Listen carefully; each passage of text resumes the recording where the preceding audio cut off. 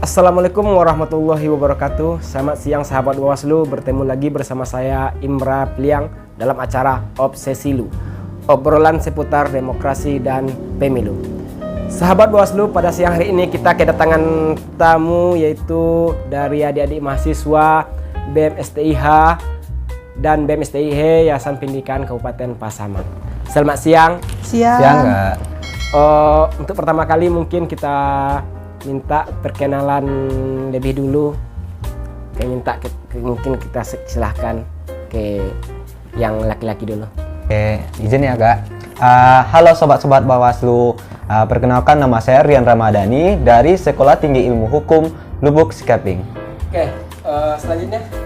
Hai sobat-sobat Bawaslu, perkenalkan namaku Feby Febriani dari Sekolah Tinggi Ilmu Ekonomi Yayasan Pendidikan Pasaman.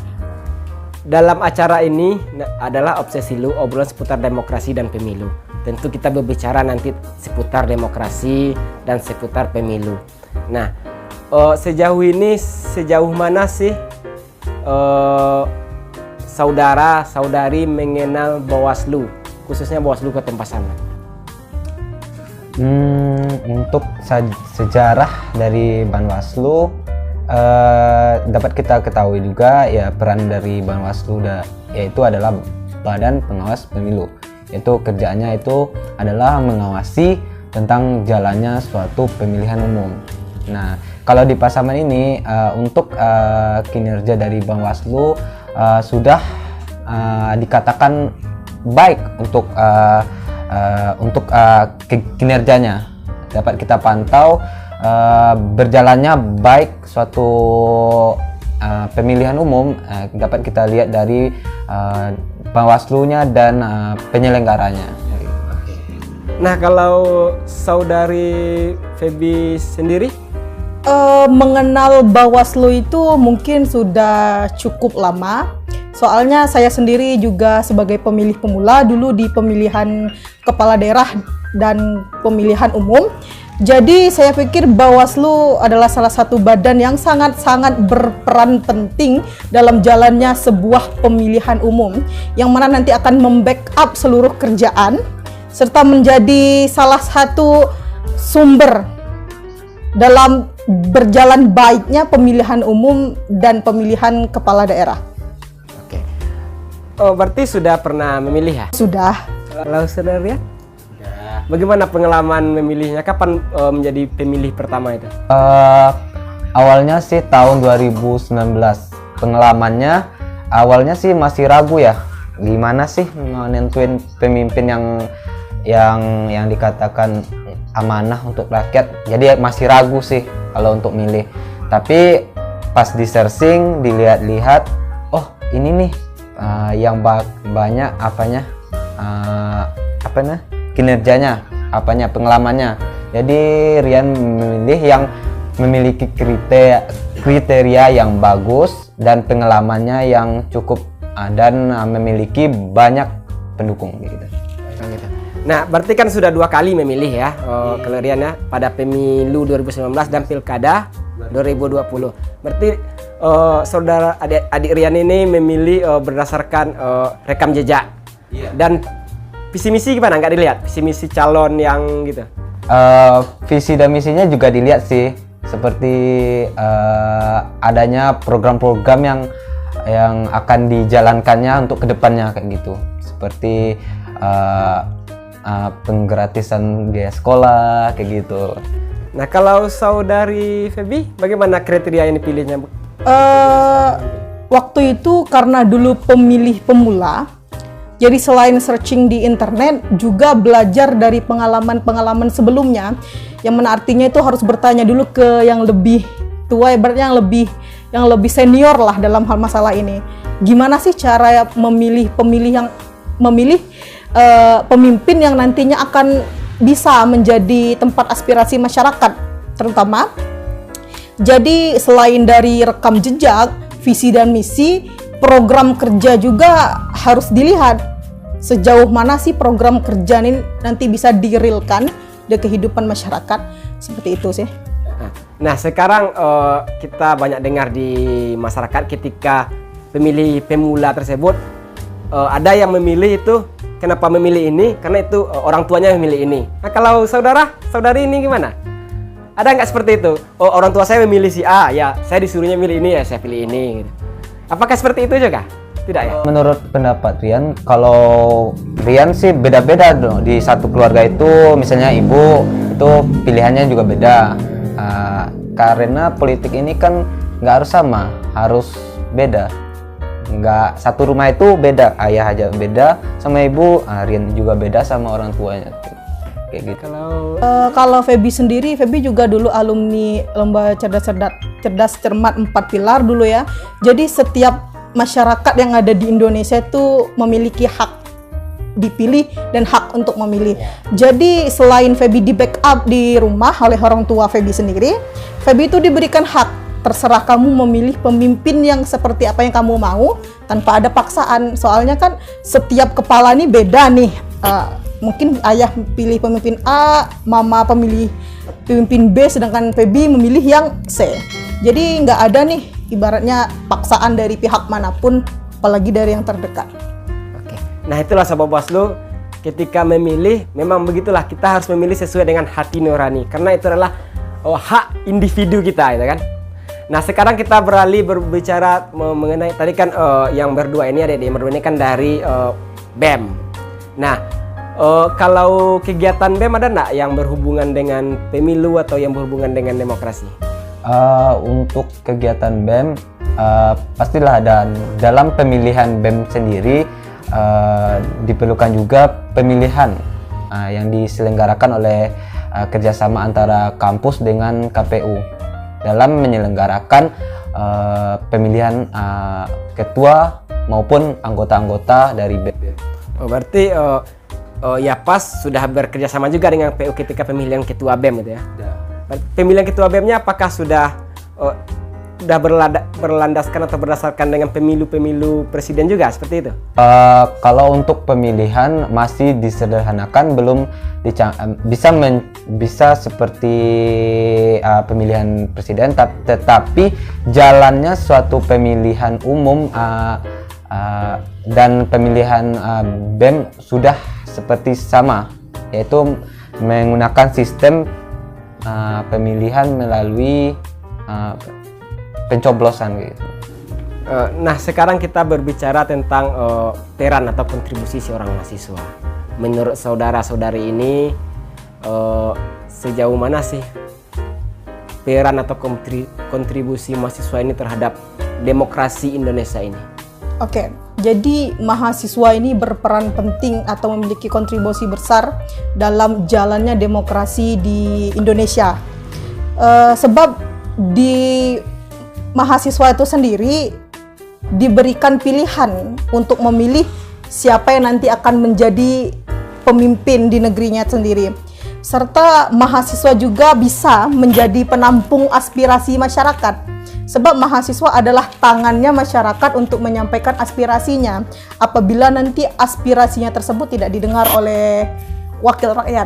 Nah, seperti itu. Nah, mahasiswa kan dikatakan juga ini bahasanya kan agent of change, agen perubahan. Nah, menurut Rian, kontribusi mahasiswa ini dalam menegakkan, dalam mengawal demokrasi ini, apa yang dilakukan oleh mahasiswa ini? Yaitu pertama kita harus mendekatkan diri dulu dengan masyarakat. Mahasiswa itu harus dekat dengan masyarakat, karena untuk mengajak ataupun memberikan sesuatu, kita harus mendekati yang namanya pendekatan dengan masyarakat untuk menampung aspirasi dan apa sih yang menjadi kendala-kendala dalam melakukan atau melakukan pemilihan gitu.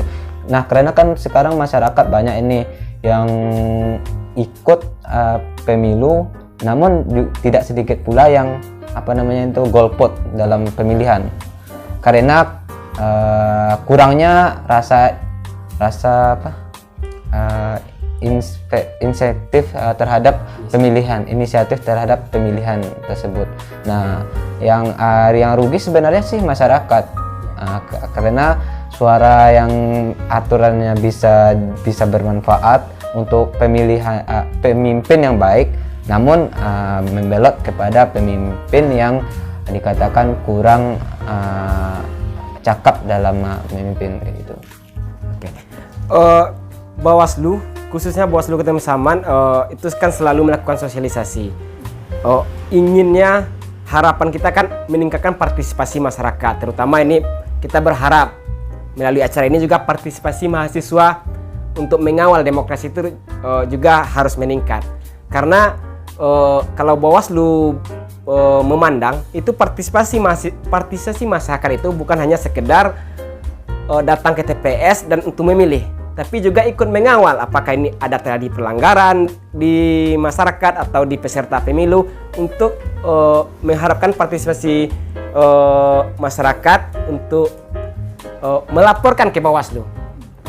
Bagaimana tanggapan saudara terhadap harapan Bawaslu meningkatkan partisipasi masyarakat, terutama ini partisipasi mahasiswa?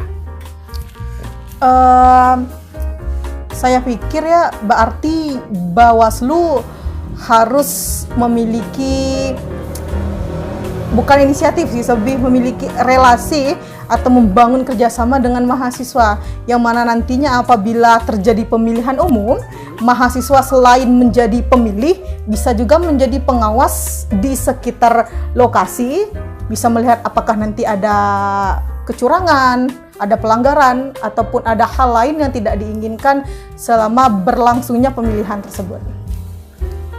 Kalau saudara Rian? Kalau untuk Rian sih sama dengan saudara Feby, yaitu kita harus melakukan kerjasama bersama Bawaslu untuk meningkatkan kinerja dari Bawaslu tersebut. Oke, nah sekarang kita berbicara pelanggaran. Isu di masyarakat atau cerita-cerita di masyarakat itu paling banyak itu terjadi pelanggaran adalah politik uang. Nah, kan politik uang kan sangat beritanya itu kan sangat luar biasa, cerita di masyarakat sangat luar biasa. Namun politik uang ini kalau Bawaslu sendiri itu memang tidak bisa sendiri menyelesaikan masalah ini gitu. Bagaimana, apa pandangan seorang mahasiswa hukum terhadap money politik ini? Untuk Bawaslu tentu tidak bisa bekerja dengan sendiri tanpa adanya campur tangan dari atau kerjasama bersama masyarakat ataupun mahasiswa untuk mencegah yang namanya money politik. Karena money politik ini sangatlah merugikan terhadap suara-suara orang yang dibelinya. Karena itu sudah mencerminkan seorang pemimpinnya yang melakukan money politik tersebut tidak memiliki nilai kebaikan dalam ataupun untuk menjalankan misinya nanti. Sudah tergambar kalau dari sisinya pemimpinnya kurang bagus untuk kedepannya.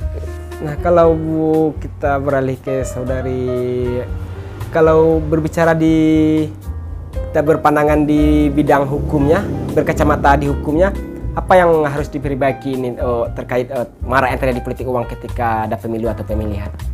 Money politik atau politik uang itu suatu kecurangan yang sangat-sangat sering sekali terjadi apabila ada pemilihan umum, ada pemilihan kepala daerah, serta adanya pemilihan nanti untuk anggota dewan.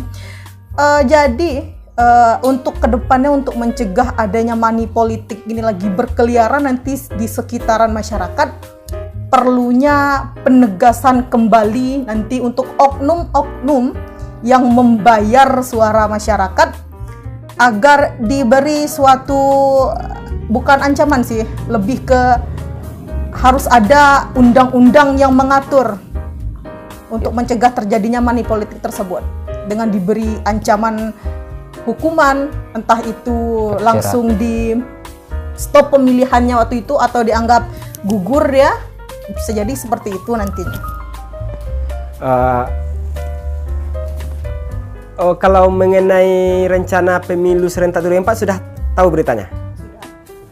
Kita kan akan melaksanakan pemilu pada 14 Februari 2024 dan pilkada itu 27 November 2024. Sejauh ini ada nggak peran mahasiswa ya pas gitu untuk mengawal demokrasi 2024 ini? Untuk pemilu tahun 2024, sebagaimana kita ketahui, info-infonya yang ramai dibicarakan untuk sekarang yaitu tentang penundaan, ya, penundaan.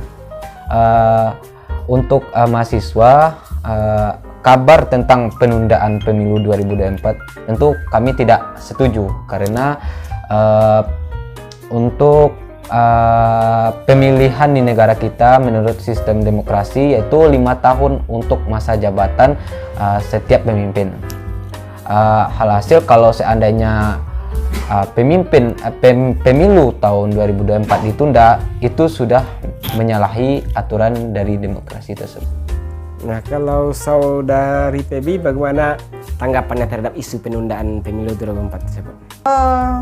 Isu penundaan untuk pemilihan umum 2024 itu sebenarnya harusnya itu ada tinjauan hukum kembali. Sebab dalam undang-undang pun sudah tertera, untuk pemilihan umum tidak ada pemilihan untuk 3 periode. Itu bahkan sudah jelas. Nanti apabila diamandemenkan, undang-undang tersebut pun akan memicu nanti tidak kesetujuan dari masyarakat, yang mana nanti dipilih ini, pemimpin yang dipilih nanti suaranya dari rakyat. Jadi saya rasa untuk penundaan pemilu tahun 2024 nanti itu kurang efektif lah untuk demokrasi, terutama di Indonesia. Nah, sekarang harapan seorang mahasiswa, seorang pengurus BEM terhadap penegakan demokrasi di Indonesia, khususnya di Pasaman ini untuk 2024 nanti. Oke, harapan untuk kedepannya itu lebih ke transparansi dalam pemilihan umum. Masyarakat memiliki atau menerima pendidikan politik itu seperti apa, serta tidak untuk nanti menerima money politik dari para oknum-oknum yang nantinya akan menjadi pemimpin di negeri ini, serta lebih giat lagi untuk mensosialisasi bagaimana jalannya pemilu nanti, pentingnya menjadi seorang pemilih yang baik itu seperti apa, untuk memilih pemimpin yang baik ke depannya itu seperti apa. Lebih ke mengingatkan diri sendiri dulu, keluarga, lingkungan sekitar, lalu baru terjun ke masyarakat. Harapan kedepannya ya seperti itu. Mungkin ada tambahan dari Rian?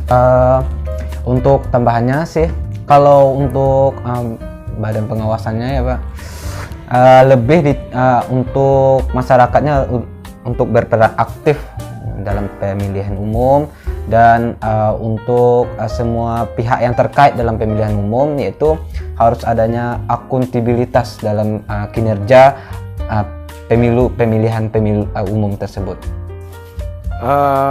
Terima kasih. Tadi kita sampai ke harapan ya, kita menuju ke depannya. Nah, terima kasih sudah hadir di acara Obsesilu Bawaslu Kabupaten Pasaman. Terakhir mungkin kita mintalah closing statement dari masing-masing. Siapa dulu? Closing statement lah. Baby. Statement terakhir ya untuk penutup podcast kita hari ini, menjadi pemimpin itu tidak perlu janji. Satu aksi bisa merubah janji semuanya. Jadi semoga nanti untuk pemilihan ke depan masyarakat lebih berperan aktif dan bisa memilih mana pemilih yang baik untuk perubahan selanjutnya. Untuk Kian, ayo masyarakat Indonesia, jadilah pemilih yang cerdas dan berkriteria. Oke, adik-adik mahasiswa, saudara-saudaraku, kawan-kawanku, terima kasih telah hadir di podcastnya Bawaslu Kabupaten Pasaman. Terima kasih, semoga kita lain kali masih bisa bertemu, masih bisa diskusi, masih bisa ngobrol-ngobrol di acara yang sama di Obsesilu Bawaslu Kabupaten Pasaman. Oke sahabat Bawaslu, itulah tadi acara kita pada hari ini. Jangan lupa like, share, komen, dan subscribe channel YouTube Bawaslu Kabupaten Pasaman. Assalamualaikum warahmatullahi wabarakatuh.